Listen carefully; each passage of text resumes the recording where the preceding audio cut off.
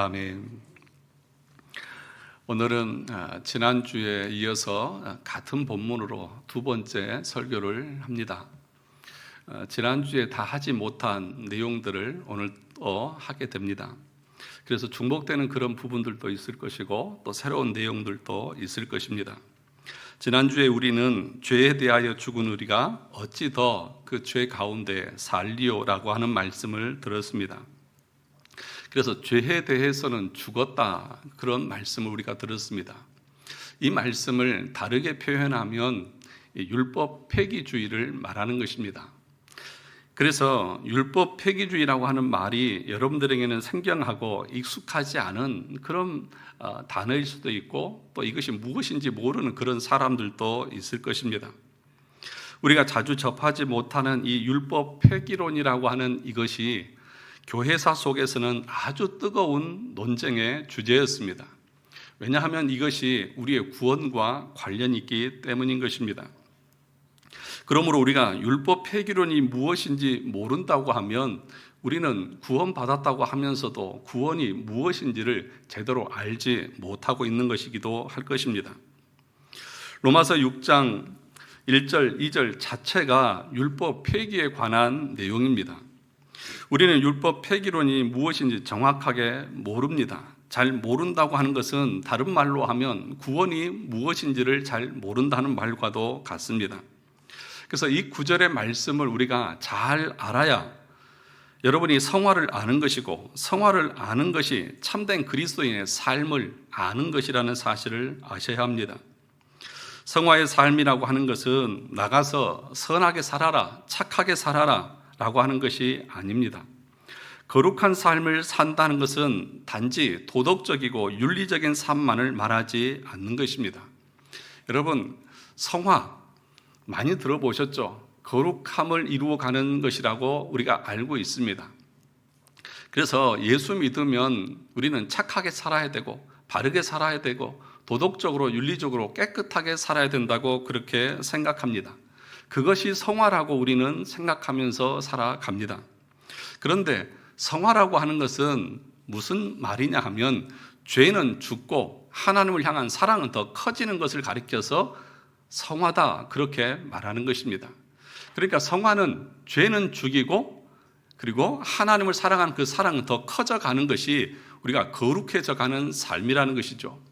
그러니까 여러분 밖에 나가서 착하게 살고 도덕적으로 깨끗하게 사십시오, 이 말이 아니라 우리 안에 죄성이 남아 있어서 계속해서 죄를 짓는 그 죄를 하나님의 말씀으로 하나씩 하나씩 죽여나가는 것이 성화의 삶이라는 것입니다.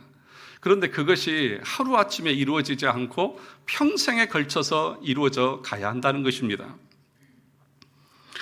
6장 1, 2절이 나오게 된 배경을 지난주에 여러분들에게 말씀을 드렸습니다. 로마서 5장 17절의 말씀을 보시면 이렇게 말합니다. 한 사람의 범죄로 말미암아 사망이 그 한 사람을 통하여 왕노릇하였은즉 더욱 은혜와 의의 선물을 넘치게 받은 자들은 한 분 예수 그리스도를 통하여 생명 안에서 왕노릇하리로다, 그렇게 말합니다. 이것이 무슨 말이냐 하면 한 사람 아담을 통해서 우리 모두는 사망의 왕 아래 있게 되었다는 것입니다. 또 다른 사람 예수 그리스도를 통해서 생명이 왕노릇하는 아래에 있게 되었다는 것입니다. 그런데 생명이 왕노릇 아래 있게 된 그 이유가, 그 원인이 나의 행위나 공로나 의에 있는 것이 아니라 오직 하나님의 은혜 때문이라고 말씀하고 있습니다. 그리고 로마서 5장 19절 말씀도 보시면 한 사람이 순종하지 아니함으로 많은 사람이 죄인 된 것 같이 한 사람이 순종함으로 많은 사람이 의인이 되리라, 그렇게 말씀하고 있습니다. 이 말씀을 지난번에 설교하면서 여러분들에게 그렇게 말씀을 드렸습니다. 여러분, 우리가 지옥에 가는 것은 여러분의 죄 때문입니까? 아담의 죄 때문입니까? 잘 모르시겠어요? 네. 아담의 죄 때문에 우리는 지옥에 갑니다. 그러면 여러분들이 천국에 가는 것은 여러분이 무슨 선한 일을 하고 착한 일을 하고 예수를 믿어서 가는 것입니까? 아니면 예수 그리스도의 공로 때문에 가는 것입니까? 예수 그리스도의 공로 때문에 가는 것입니다. 우리가 지옥 가는 것은 내가 무슨 엄청나게 큰 범죄를 저질러서 가는 것이 아닙니다. 아담의 그 죄로 말미암아서 우리 모두는 태어나면서부터 죄인이고 그 죄인으로 살아가다가 가만히 있으면 저절로 지옥 가게 되어져 있는 것이 우리의 인생입니다. 시편 51편 5절에서 이렇게 말했습니다. 내가 죄악 중에서 출생하였으며 어머니가 죄 중에서 나를 잉태하였나이다. 태어나기 전에 어머니 태에 있을 때부터 나는 죄인이었습니다. 죄인 중에서 잉태하고 태어나면서 죄인이고 그 죄로 말미암아서 자연스럽게 우리는 지옥 가게 된 것이 우리의 운명이라는 것입니다. 마찬가지로 내가 천국에 가는 것도 내가 잘해서 천국에 가는 것이 아닙니다. 내가 착한 일을 해서도 아니고 내가 믿어서도 아니고 한 사람 예수 그리스도 때문에 우리가 천국에 간다. 그렇게 지금 19절에서 말씀하고 있는 것입니다. 그리고 나서 20절에는 또 이렇게 말합니다. 율법이 들어온 것은 범죄를 더하게 하려 함이라. 그러나 죄가 더한 곳에 무엇이 넘쳤습니까? 은혜가 더욱 넘쳤나니 그렇게 말합니다. 죄가 넘쳤는데 은혜가 넘쳤다고 말합니다. 죄가 있으면 벌을 내리고 심판하고 징계를 해야 되는데 오히려 그 죄 가운데 은혜가 넘쳤다고 말합니다. 이 말은 죄를 덮고도 남은 은혜가 부어졌다는 것입니다. 여러분이 아무리 큰 죄를 지어도 그 큰 죄와 비교도 안 되는 무한대의 은혜가 쏟아졌다는 것입니다. 어떤 사람도 하나님께서 부으시는 그 은혜를 거절할 수 없다는 것입니다. 그래서 하나님의 은혜는 우리의 과거와 현재와 미래의 모든 죄를 다 덮고도 남습니다. 이 지구 가운데에 하나님께서 만세전에 택한 백성들의 그 모든 죄를 완전하고 완벽하게 덮고도 남는다는 것입니다. 그러니까 여러분, 은혜라고 하는 것은 무엇이 은혜입니까? 참으로 우리에게 은혜 중에 은혜가 무엇입니까? 여러분들이 기도했을 때에 여러분의 기도가 응답받고 여러분이 원하는 것이 다 이루어지고 이 땅에서 건강하고 부자로 오래오래 잘 살게 하나님이 도와주시는 것이 은혜가 아니고요. 또 여러분들이 설교를 듣고 은혜 받고 돌아갔다고 하는 그 의미가 목사님의 말이 내 귀에 참 달고 달콤하고 위로가 되고 힘이 되어져서 은혜가 되었다는 것이 참된 은혜가 아니고요.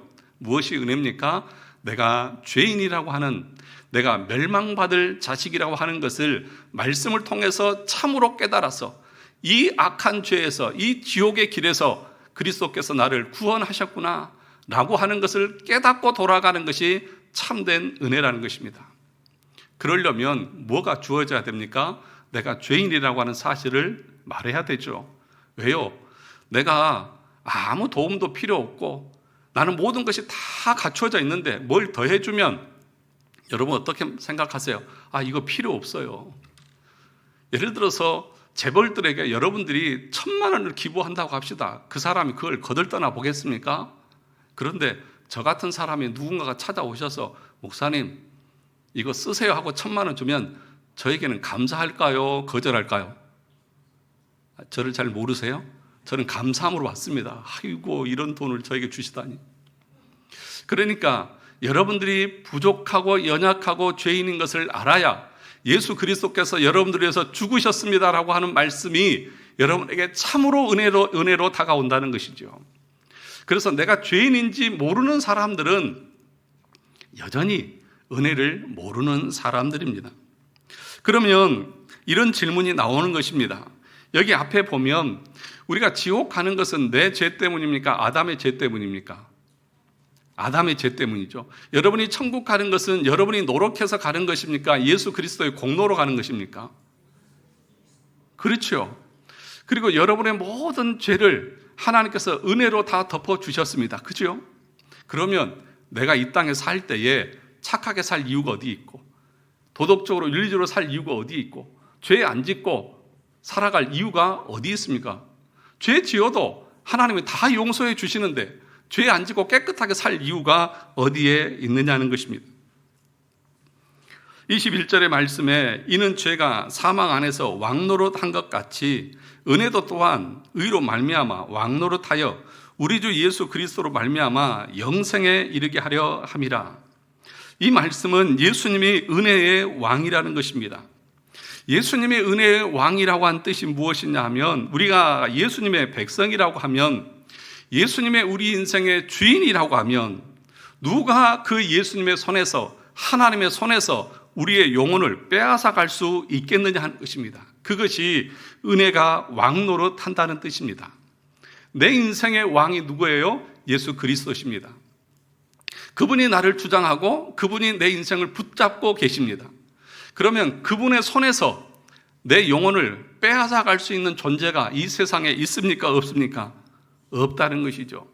그래서 요한복음 10장 28절 29절에 보면, 내가 그들에게 영생을 주노니 영원히 멸망하지 아니할 것이요 또 그들을 내 손에서 빼앗을 자가 없느니라.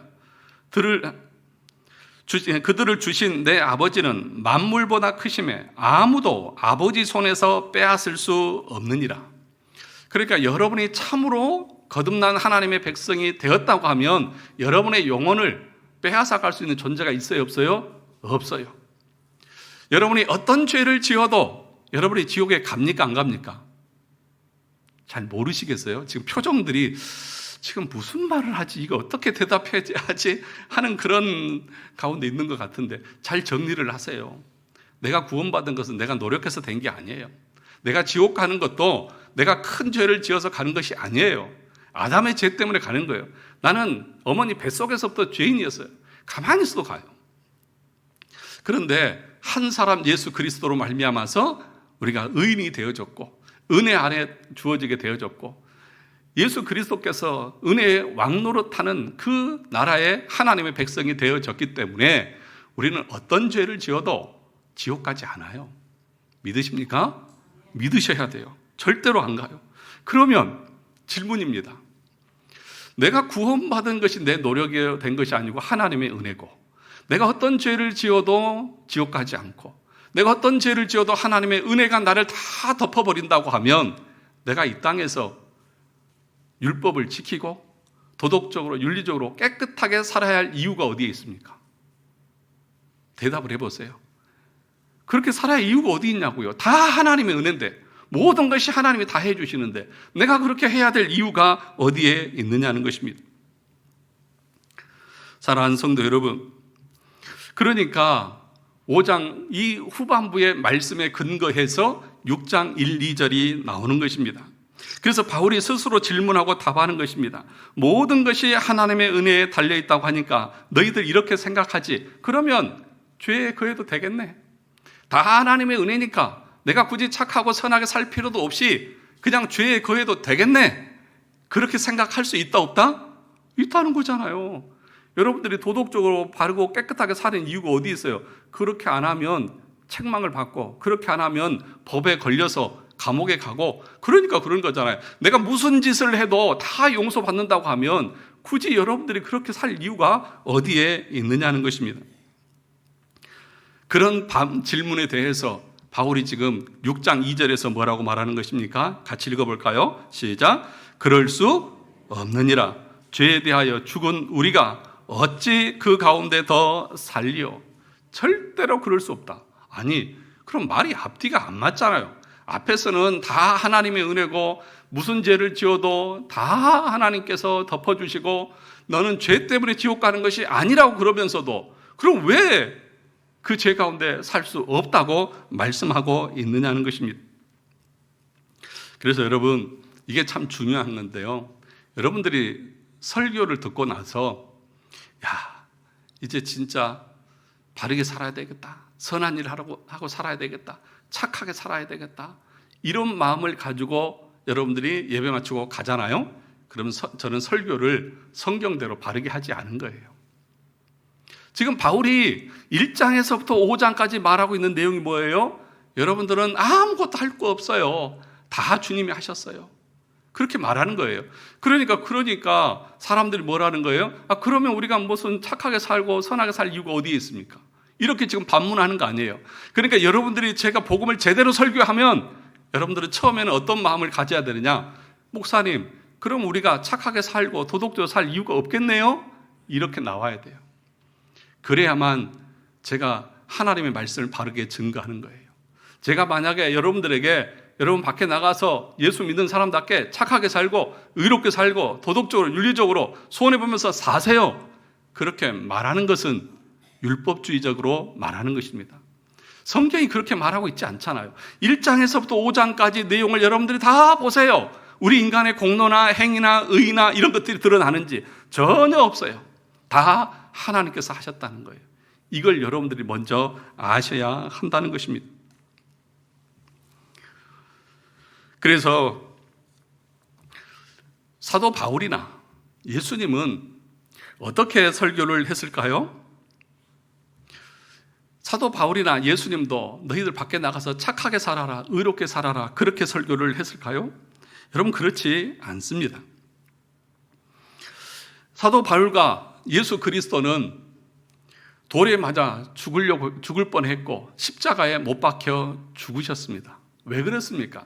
만약에 사도 바울이 여러분 밖에 나가서 의롭고 착하게 사십시오, 예수님께서 그런 말씀하셨다고 하면 십자가에서 죽으셨을까요? 그렇지 않습니다. 여러분, 고대 근동에서 유대인들은 그 근방의 민족들 중에서 가장 윤리적이고 가장 도덕적인 사람들이었습니다. 누구보다도 바르고 옳고 깨끗하게 살았던 사람들이 유대인들입니다.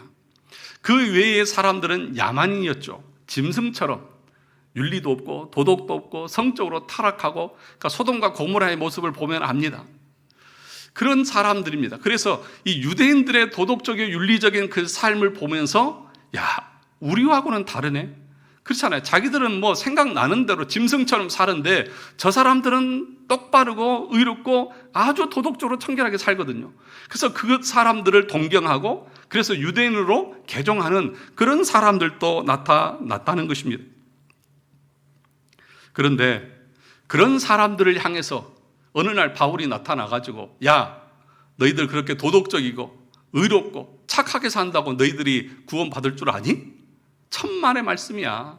너희들이 덕을 쌓고 선을 쌓는다고 구원받을 줄 아니? 천만의 말씀이야 라고 말하니까 이 유대인들이 그것을 도저히 받아들일 수가 없었던 것이죠. 그것에 대해서 분노한 것이죠. 그래서 여러분, 고린도전서 1장 23절에 보면 이런 말씀이 있습니다.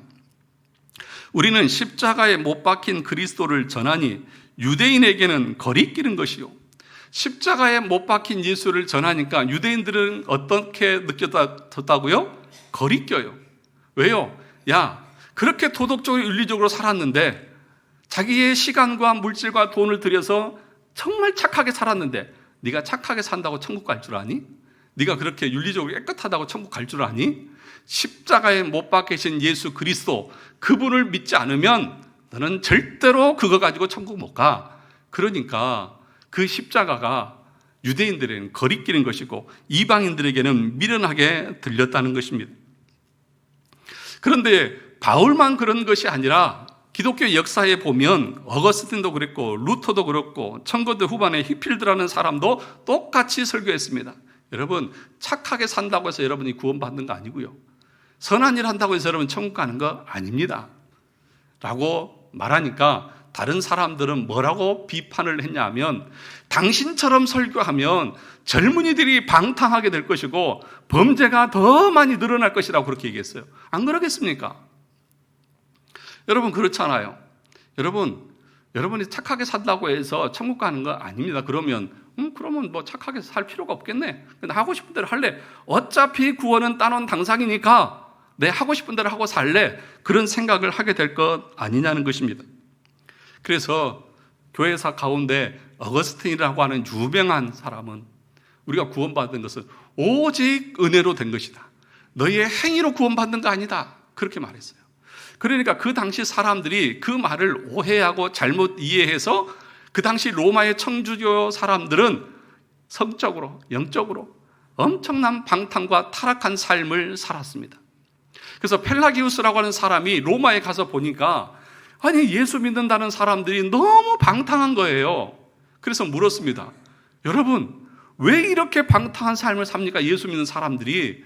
그러니까 그 사람들이 하는 말이, 어거스틴이 우리가 구원받은 것은 은혜로 된 것이지 행위로 되는 것 아니라고 했습니다. 그러니까 이 펠라기우스가 화가 나가지고 당신처럼 말하니까 이렇게 방탕한 일들이 많이 일어나는 것 아니냐라고 말하는 거예요. 그러면서 이 펠라기우스는 뭐라고 말했냐 하면, 우리가 아담의 죄 때문에 지옥 가는 것이 아니라 여러분이 지은 죄 때문에 지옥 갑니다. 그러면서 원죄를 부정하게 된 것입니다. 그래서 이 펠라기우스는 이단으로 정죄를 받았던 거예요. 이 논쟁이 그 후에 와서 루터와 에라스무스의 논쟁으로 이어졌습니다. 그리고 루터는 성경을 어떻게 이해를 했냐면, 성경에는 율법과 복음이 있다, 그렇게 설명했습니다. 무엇이 있다고요? 율법과 복음이 있다. 율법은 뭐예요? 율법은 우리를 그리스도께 인도하는 몽학 선생과 같은 역할을 한다. 그리고 우리를 구원하는 것은 복음이다, 그렇게 가르쳤던 것입니다. 갈라디아서 3장 24절 아시죠? 이같이 율법이 우리를 그리스도께 인도하는 초등교사가 되어 우리로 하여금 믿음으로 말미암아 의롭다함을 얻게 하려 함이라. 그러니까 율법의 역할은 뭐예요? 요즘 이제 개혁 개정파는 초등교사라고 했지만 그 전에는 몽학 선생이라고 했죠. 우리를 누구에게로 안내하고 인도하는, 그리스도께 인도하는. 그러니까 율법적으로 설교를 해야 율법이 우리의 죄를 드러내고 우리가 얼마나 악한 죄인지를 깨닫게 해서, 야, 내가 이 율법의 행위로는 다 하나님의 의를 만족시킬 수 없고 구원받을 수 없구나. 그럼 내가 어떻게 해야 구원을 받지? 예수 그리스도를 바라봐라. 예수 그리스도 앞에 가라. 그분을 붙잡아라. 그렇게 안내하는 역할을 하는 것이 뭐라고요? 율법이라고요. 그러니까 이 루터라고 하는 사람은 로마서 1장에서 믿음을 통해서 구원을 얻기 전에 그는 율법 아래서 엄청난 고난 가운데 있었어요. 엄청난 죄의 무게 가운데 있었어요. 그리고 나서 말씀을 보고 나서, 아, 행위로 공로로 구원받는 것이 아니구나 하는 것을 깨달았던 것이죠. 그러면 구원은 무엇으로 받는다고요? 복음으로 받는다, 복음으로. 그래서 그 후에, 루터 후에, 그러니까 1517년에 종교개혁이 일어나고 그 이후에 100년 뒤에 사람들이 이 성경을 다시 해석하면서 어떻게 이해했냐면, 성경에는 율법과 복음이 있는데 율법은 그리스도께 인도하는 역할만 하고 우리를 구원하지 못한다. 우리를 구원하는 것은 뭐라고요? 복음이라고요.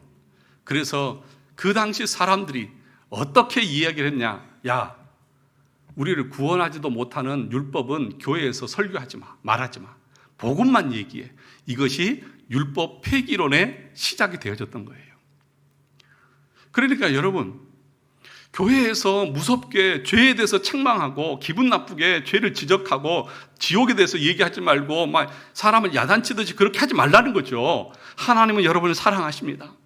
여러분을 사랑하셔서 십자가에서 예수님께서 돌아가셨습니다. 그 예수님만 믿으면 여러분들은 구원을 얻습니다. 이렇게 얘기하라는 거죠.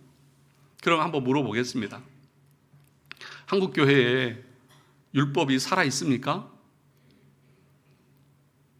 율법이 살아있냐고요.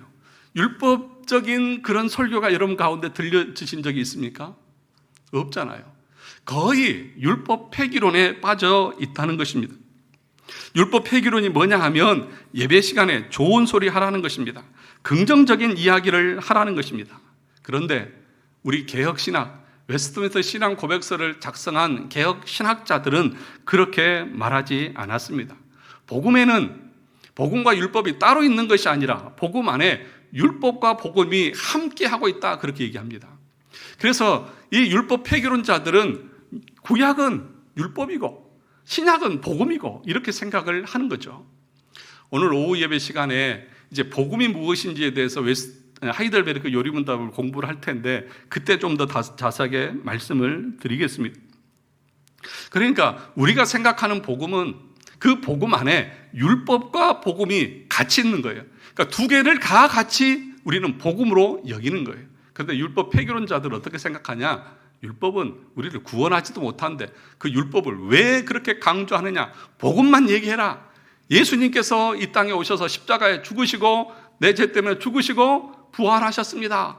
그 사실만 믿으면 여러분들은 구원받습니다. 그렇게 가르치는 거예요. 여러분 다 그렇게 알고 계시잖아요. 아니세요? 여러분 다 그렇게 알고 내가 예수 믿었으니까, 믿는다고 고백했으니까 구원받은 거 맞지 않습니까? 그렇게 여러분 말하고 있는 것 아니냐는 것입니다. 그래서 그 다음에 이야기가 뭐냐 하면, 우리가 믿음으로 말미암아 구원을 얻는다고 하는 이신칭의 교리 들어보셨죠? 우리 성도들은 여러 번 얘기했으니까. 그 믿음으로 의롭게 되는 데 있어서 조건이 있습니까? 없습니까? 없어요. 아무 조건 없어요. 행위가 필요 없다는 거죠. 그러니까 이신칭의 교리는 우리는 행위로 구원받는 것이 아니다, 그 얘기를 말하고 있는 거예요. 그러니까 이 율법 폐기론자들이 뭐라고 말하냐, 봐라, 우리가 새 언약의 법으로 말미암아 구원을 얻는 데 있어서 행위가 필요 없다고 말하지 않느냐, 우리는 오직 믿음으로 구원을 받아, 그렇게 말하는 것입니다.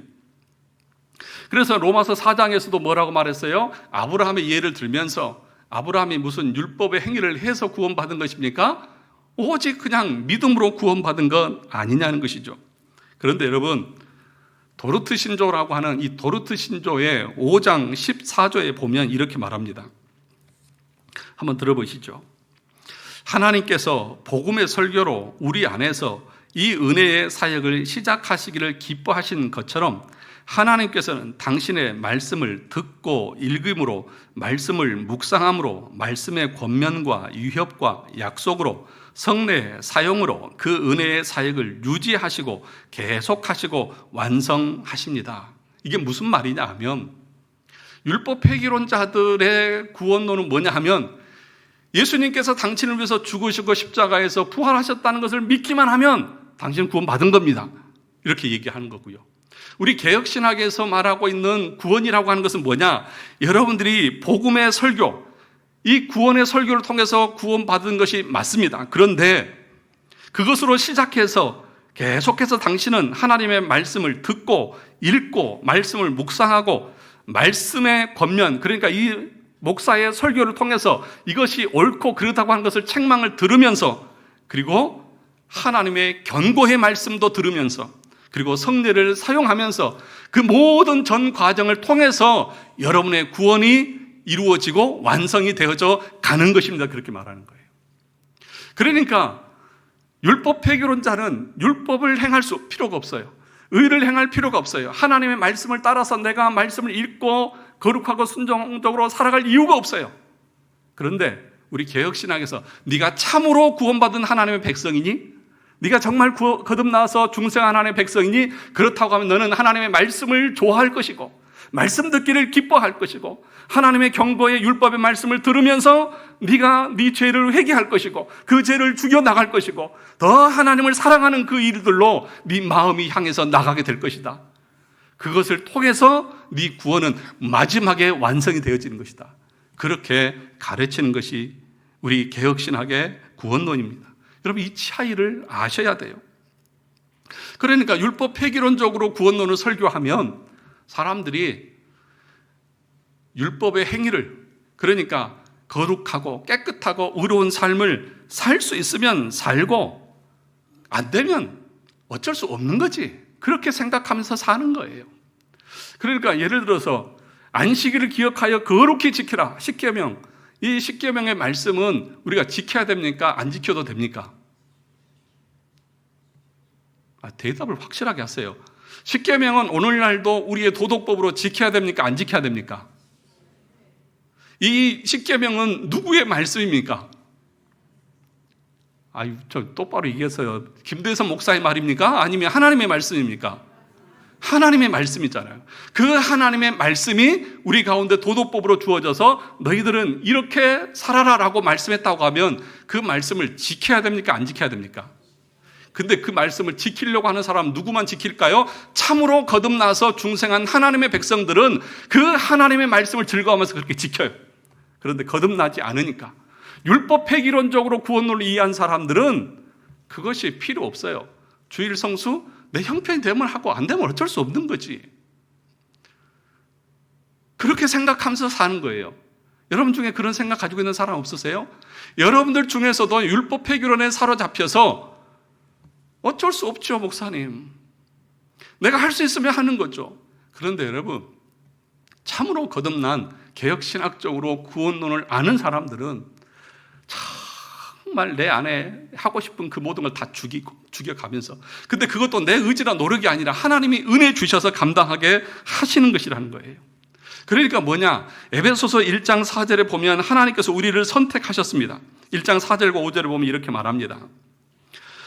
곧 창세전에 그리스도 안에서 우리를 택하사 우리로 사랑 안에서 그 앞에 거룩하고 흠이 없게 하시려고 그 기쁘신 뜻대로 우리를 예정하사 예수 그리스도로 말미암아 자기의 아들들이 되게 하셨으니, 창세전에 우리를 택하셨을 때에, 우리를 구원하시기로 작정하셨을 때에 무엇까지 포함되었냐 하면 하나님 앞에서 거룩하고 흠이 없게 하는 그 모든 것까지 포함되었다는 거예요.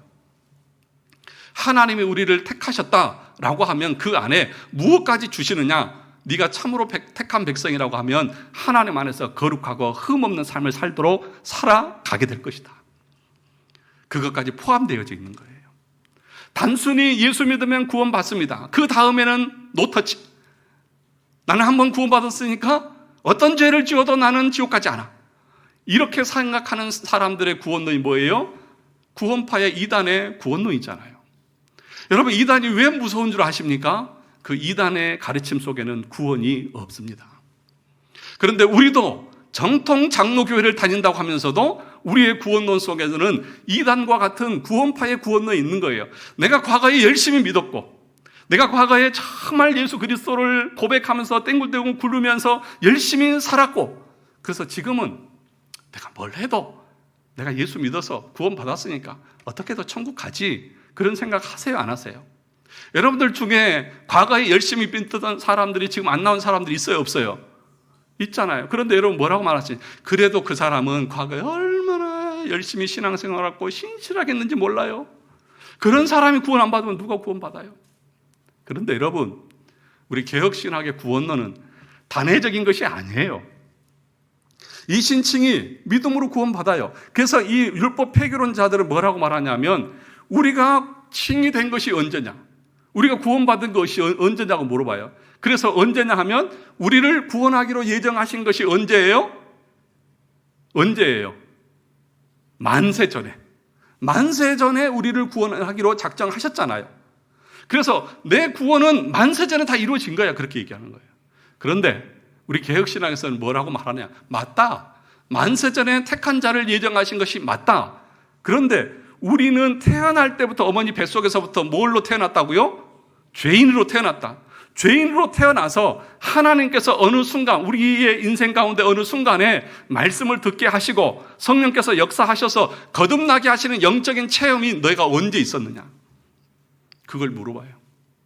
그것이 없다고 하면 너는 기도해라. 하나님, 나에게도 이런 은혜가 주어질 수 있게 기도해라.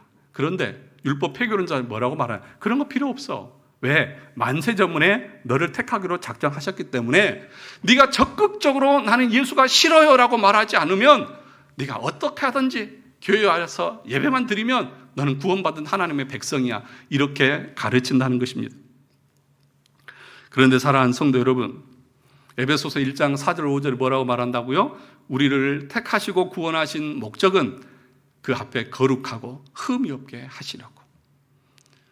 또 뭐라고 말하냐면 로마서 2장 7절에 보면 참고 선을 행하여 영광과 존귀와 썩지 아니함을 구하는 자에게는 영생으로 하시고, 그러니까 참으로 영생을 얻는 하나님의 백성들은 선을 행하고 하나님의 영광과 썩지 아니하는 그 하나님의 나라를 구하면서 살아가게 되어져 있다는 거예요.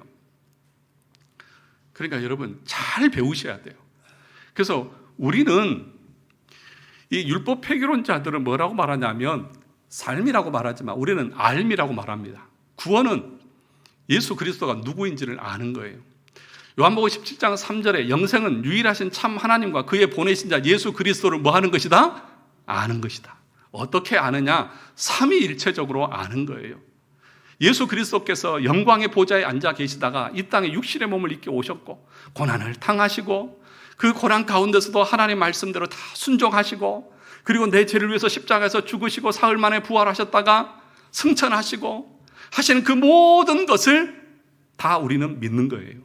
그러면 우리가 예수 그리스도를 믿을 때에 성령이 내 안에 오시고, 성령이 내 안에 오시면 그리스도의 그 모든 것이 내 안에 들어옵니다. 그러면 어떤 현상이 일어나느냐? 내 삶에서 그리스도의 모습이 보여지는 거예요. 그것이 구원받은 성도의 삶의 모습이라는 거예요. 내 안에 성령이 계시면, 내 안에 그리스도가 계시면 그리스도께서 하셨던 고난 가운데서도 인내하고 연약한 자들을 사랑하고 하나님의 말씀 앞에서 아버지가 할 만하시거든 이 잔을 내게서 옮겨 주옵소서라고 했지만 끝까지 순종하시는, 내 마음에 합하지 않는 것도 그 말씀에 순종해 나가시는 그 모습이 구원받은 하나님의 백성의 삶 속에서는 드러나게 되어져 있다는 거예요. 이것이 참된 구원받은 자의 모습이라는 거예요. 그런데 잘못된 구원론에 빠진 사람들은 그냥 입으로 저 예수 믿습니다, 예수님께서 내 죄를 위해서 십자가에 죽으시고 부활하신 거 저 믿습니다, 그래 그럼 너 구원받은 건 맞아, 이렇게 말하는 것이 잘못된 구원론이라는 거예요.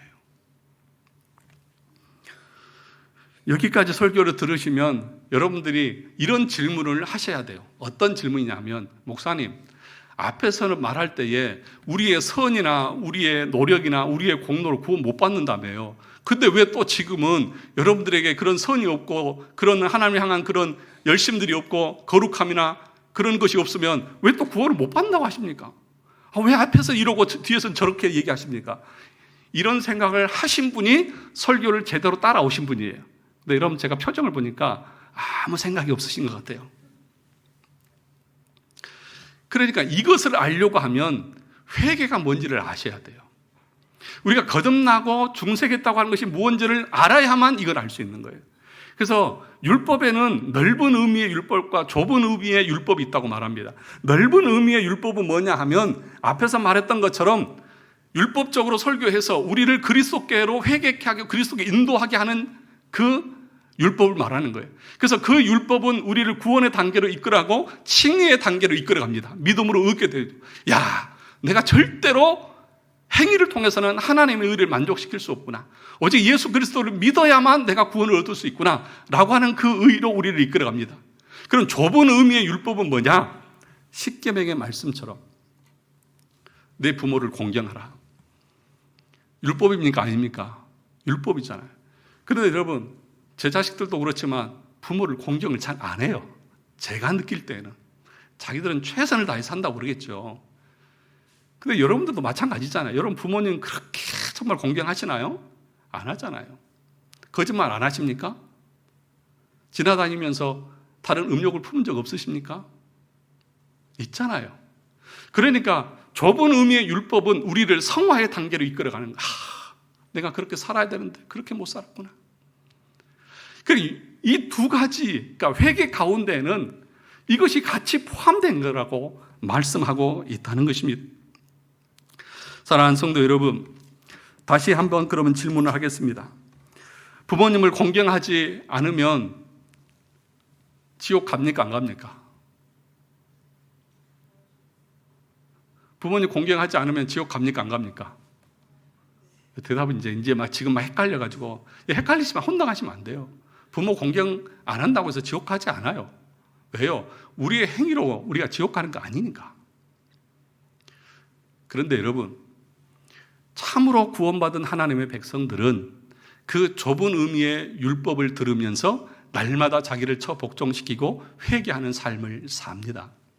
그래서 우리 개혁신학에서는 뭐라고 말하느냐? 네 삶의 모습을 보면서 그것을 역추적해서 야, 네가 그렇게 부모에게 못되게 하고 네 삶이 그렇게 엉망진창인 것은 네가 참으로 회개하지 않았기 때문인 그런 거야. 그렇게 말하는 거예요.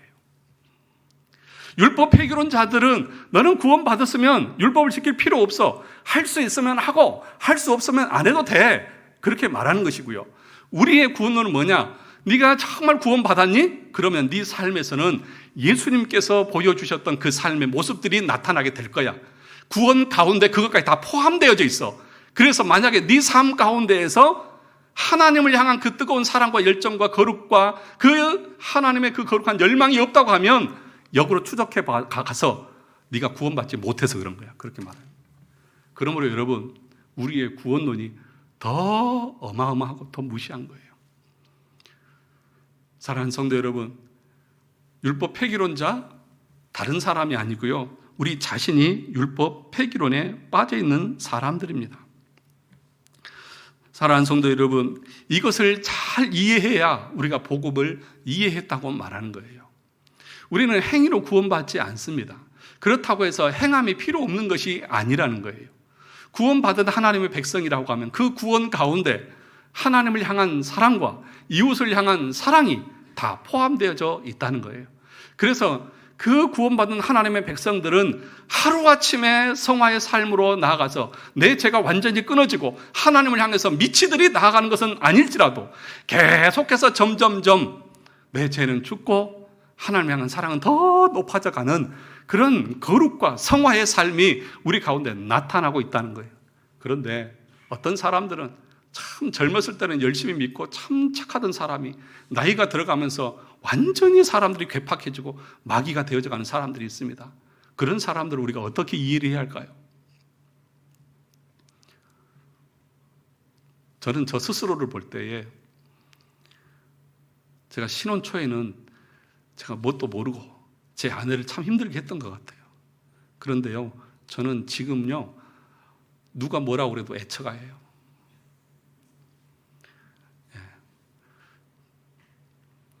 우리 아이들이 엄마 아빠가 서로 대화하고 하는 그 이야기를 들으면서 뭐라고 하냐, 진짜 눈꼴시라서 못 보겠다. 좀 우리 없는 데서 좀 하세요. 왜 그럴까요? 제 아내가 뭐 더 이뻐져서 그럴까요? 키가 크고 살이 더 빠져서 그럴까요? 아니에요.